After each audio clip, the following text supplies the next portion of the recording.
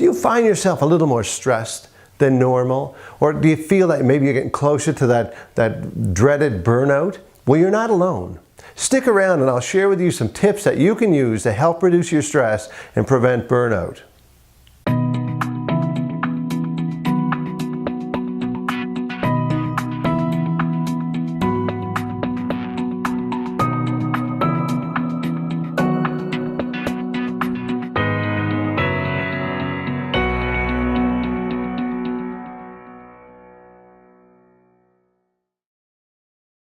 Well, welcome back. It's Eddie LeMoine here, and welcome to this week's blog. And in this week's blog, I want to talk to you about stress. And one of the reasons why I want to talk about stress is it has become one of the most popular topics people have been asking me to present in some of our keynotes, but it's also one of our most popular training programs as well. So what I want to do is I want to share with you some tips around how to reduce stress. But before I start that, let me tell you why this is important right now. Now, as many of you will know, I'm the best-selling author of a book entitled Bring About What You Think About.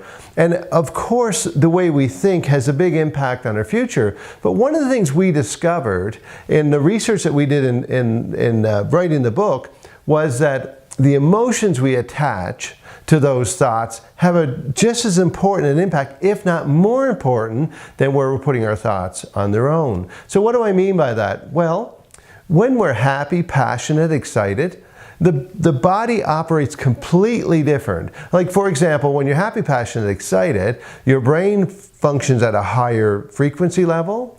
The body secretes a hormone called serotonin, which is a feel-good hormone. It's a healing hormone.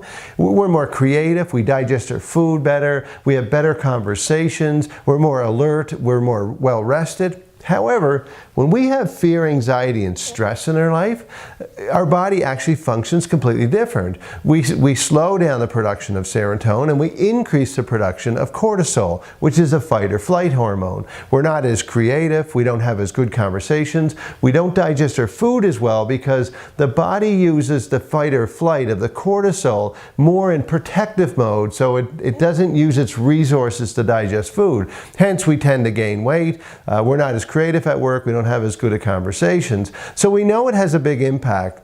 Now, not only is stress have a big impact on you from a physical perspective, and the research on that is overwhelming, it really has an impact on your ability to live a happy, fulfilling, and goal-oriented life. And that's why I want to talk to you about some tips. So just a little bit of a description or a definition of stress. Just think of stress as any kind of opposition, and that can be physical or emotional, that's put upon you. So something that could be an opposition of your values or beliefs, or it could be something that is taken away from you. And that started when we were a little child and somebody would take a toy away and we would start to cry. And as we get older, it could be a job or somebody in our life or a friend or something like that. And again, it could still be something material could be taken away from us, and that would create stress as well. So let me walk you through 10 steps to reducing stress. The first step is to become disconnected.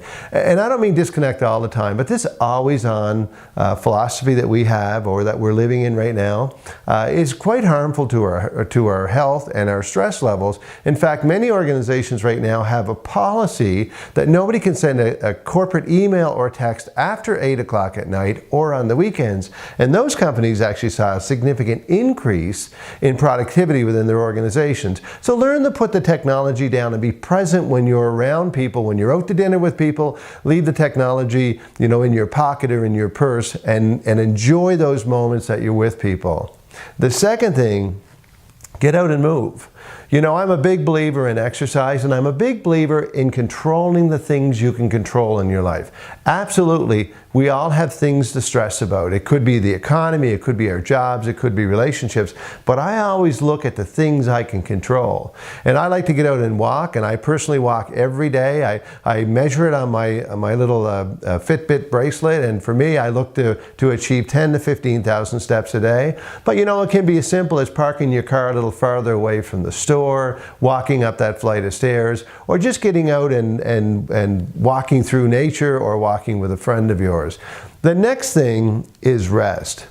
And without a doubt, rest is one of the most important things. You know that yourself. Even if you have lack of stress or you're having sleepless nights, you find yourself more tense and more cranky. And so we want to get a good amount of stress. And some little tips here is no caffeine after 3 o'clock. Really watch what you eat in the night before you go to bed. And try and get about 7 to 8 hours of sleep. And believe me, it will have a tremendous impact on your stress level. The next thing we want to look at is to eat healthy. And again, just like getting out and walking or exercising, this is something you can control. Think of your body as the most important asset that you own, and that you want to take really good care of it. And everything that you eat now is like buying insurance for what your life is going to be like in the future. So make sure that you eat a good, healthy diet, because again, this is something that you can control when there's a lot of things around you that you can't control. Now, one of the things that I personally like is music. And you know, you may have a completely different taste in music than I do, but music is one of those things that's almost like another language. And many experts believe it's more of a mathematical language, and the brain knows how to really benefit from music. So, you know, rather than in your car always listen to the news or something, spend some time listening to music. I grew up with music. I played music personally. My children are involved in music, and it's always been a big part of my life. And I could always remember the times we'd take the guitars out when friends would come over, how we could change the mood of the room simply by playing music. Now, one of the other things that I would urge you to do is meditate or be silent. Now, not everyone is comfortable meditating, but it doesn't have to be that complicated. You don't have to sit down and go into meditative state all the time. But, you know, simply walking through nature, not talking. What you're trying to do is you're trying to get that disconnect between the chatter in your mind, the thoughts, and give yourself an ability to kind of think things through. In fact, I was just reading an article of 10 of the most successful people in the world, and every one of them start their day out with 10 to 40 minutes of meditation. So if it works for them, it will help any of us. And really what you're trying to do is you're trying to quiet your mind down so you can think a little bit clearer and start your day off a little bit better. The next thing is laughter. Now, I got to tell you, I love laughter. When I speak to my audience, I try and get my audience laughing within normally the first 45 to 60 seconds of walking on stage. I have a little goal with my wife. I try and make her laugh every day. I love to hear my friends. I love to hear laughter. Laughter, again, is one of those things that helps our body create serotonin. It makes us feel better. It helps heal us. And there's a lot of science behind the benefit of laughing. And to be, you know, if you kind of look at it, it's pretty hard to be depressed when you're laughing. So when things are a little bit down, look for things to laugh about and get out and try and, you know, get around people that make you feel good and make you laugh. Now, the next thing, and this is really important, is when you're under stress, what I want you to do is have a conversation with your friends. And the reason why I want you to do this is there's a function of the brain, and I might pronounce this wrong, but it's called oxytocin. And oxytocin is when the brain secretes a hormone. They call it the cuddle hormone. And that happens when you confide in people or you go to people to feel close. And that hormone actually helps to heal our heart.